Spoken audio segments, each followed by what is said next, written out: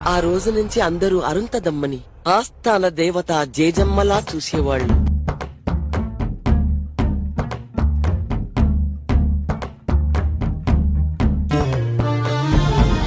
కమ్ముకొన్నా చీకట్లోనా కుమ్ముకొచ్చే వెలుతురమ్మా,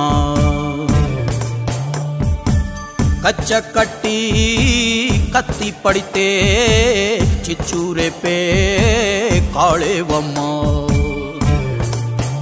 నీ కన్నూరిమి చూడగానే దూసిన కత్తి వణికి పోవునమ్మా. కుంచె పట్టి బొమ్మ గీస్తే అదే